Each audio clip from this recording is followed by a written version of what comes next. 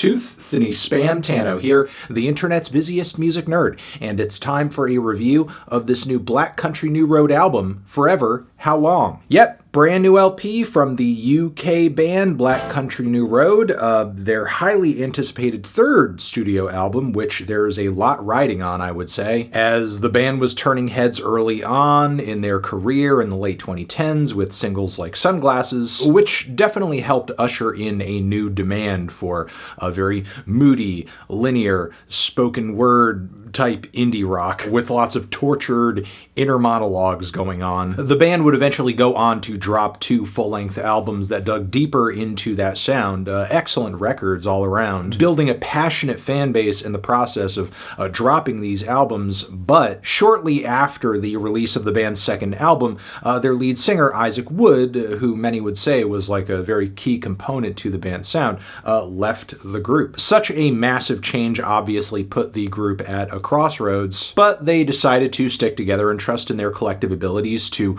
write new songs in a new dynamic, which led to the release of the Live at Busch Hall performance and concert record in 2023, a project that, while far from perfect, definitely proved that the band had enough adaptability to make this next oncoming chapter of their career worth waiting for. Which brings us to the first full-length studio album the band is dropping with this changed lineup, and the ladies are really taking the lead on this one, as Tyler Hyde, Mae Kershaw, and Georgia Ellery are now the primary voices of the band. But the band isn't just undergoing changes vocally on this record. I would say that's also the case instrumentally and narratively. The song BESTIES, which is not only the first track off this record, but it was the first single from this album, is a prime example of that. It really sounds wholly unlike anything Black Country New Road has done up until this point, and it's clear the band really wants to lean into that. I mean, if there is something about the band's sound at this point that remains consistent in this new era, it's that their band chemistry still leaves them in a place where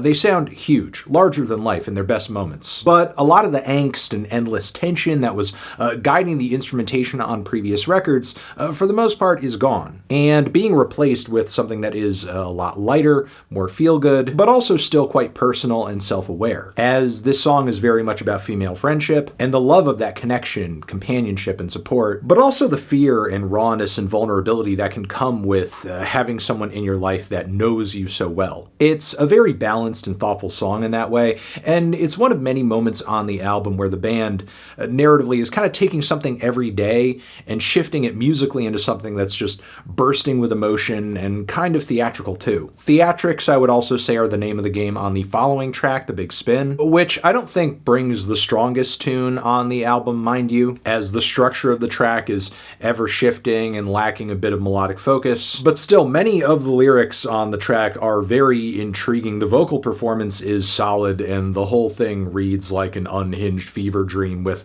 some strange ties to vegetables and maybe gardening. We chopped off your arms, chopped off your beautiful purple hair, but we had to make room for the living room. But I think that the Lemons might make a comeback this year. Maybe we'll get the Beats to join us. With writing so eccentric on this record, it's no surprise there are multiple songs in the track list that come across like they're being sung on some level, like they are in character. The song Socks, for example, features a protagonist that at least I read as being filled with dread about their age, abilities, and level of experience, but also on top of that, a relationship they're trying to keep alive. There's even a pivotal point before the final ascent of the song where it is sung, "Here comes the chorus," and then we're hit with this very fiery, heavy finish of bass and sax and drums and piano. Two Horses is another narrative around a first-person perspective, but in a very different setting. The protagonist describes herself as a faraway traveler, and a lot of the happenings from there read like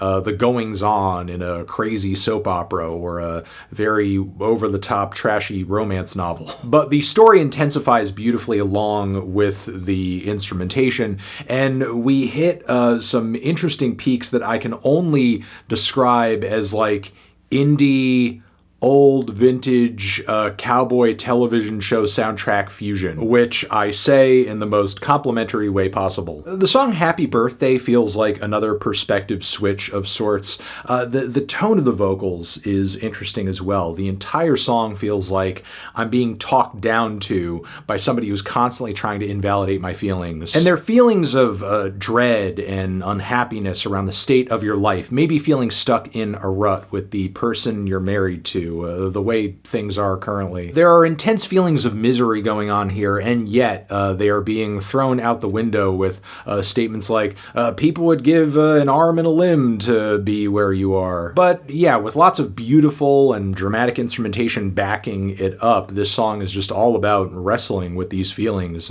Again, this could be an external voice, an internal voice. Either way, there's definitely a struggle going on here. For the Cold Country was another single from the album and another immense moment on the record instrumentally. I think it actually features the biggest finish on the entire album, and the whole track is maybe the most far away place narratively and historically. What I mean by that is the writing on this track seems to center around a knight, a fierce warrior who's seen some battles, but this sort of seems like a bit of an analogy because the real meaning behind the story is that this person kind of reaches a place where they want to take off their armor and become softer and not be so, I guess, like battle ready and on edge. So as you can see, there are many songs on this record that are just working through a lot of tense and tangled and complex feelings and instrumental arrangements and song structures. Like, this is not a super poppy, hooky, straightforward, to the point kind of album. It's more of a slow burner that you are going to have to listen to over and over and over to like really have it click with you and really get what it's going on about much of the time. But there's plenty of beautiful instrumentation and nuances to make all of those repeated listens worth it. However, I would say there are some tracks in the track list that are maybe a bit more direct. Salem Sisters, for example, I think is one of the most blunt ballads on the project. However, on some level it is still executed instrumentally like it's some kind of like vaudeville tune. I also love the way the band kind of turns on a dime instrumentally and emotionally on this track at various points as they're switching between these passages of more lush instrumentation and then these very kind of grim, mesmerizing guitar arpeggios. The writing is interesting too. I like the way the band is able to conjure this analogy with the Salem witch trials. Though this record is definitely filled with lots of internal monologues and a lot of existential dread, the reference points that are used to explore these feelings are never the same. They're always changing. As far as the final moments on this record are concerned, we have more instances of super theatrical instrumentation being matched with tales of modern living. I think narratively the title track of this record does that really well, but simultaneously I think musically it could have done a better job of cutting to the chase, as it really does tend to meander in some moments. And if there is an Achilles heel to the record, it's kind of that the music sometimes does feel a bit too much like it's at the mercy of the storytelling, and they could be working together better to enhance one another. Like, for example, the way the music suddenly dies out toward the very end of Nancy Tries to Take the Night. Rewinding a bit, I also thought the song Mary could have used some boning up too, as this track just sort of felt like a character portrait of a girl who's just having an absolutely awful time at school, socially speaking. And I think the track could have done more to sort of progress that story and contextualize that character and her experience. Still, with all that being said, the final track of the record I thought was maybe the best possible way this album could have ended, because not only does it have very strong refrains behind it at the very finish, but I think the song really rounds up the emotional themes of the album very well too. Plus, I really do love it when a band or an artist kind of goes all out for a big moment at the very end. But yeah, overall I thought this was a really impressive record. Loved it. I think on some level Black Country New Road is still working on finding their narrative voice when it comes to songwriting generally, but the sound and instrumental direction of this record is really cohesive. The performances and writing are detailed and skilled, the production impressive, and in a lot of ways this record really feels like a lot of the best and most classic vibes from the worlds of Baroque pop and indie folk, with some progressive leanings too. Grizzly Bear, a little Belle and Sebastian, some Decemberists too. But yeah, on this record, Black Country New Road is really borrowing from that world and contributing to it too in the most lovely way, which is why I'm feeling a decent 2 strong 8 on this album. Transition. Have you given this album a listen? Did you love it? Did you hate it? What would you rate it? You're the best, you're the best. What should I review next? Hit the like if you like. Please subscribe and please don't cry. Hit the bell as well. Over here next to my head is another video that you can check out. Hit that up or the link to subscribe to the channel. Anthony Fantano, Black Country New Road, forever.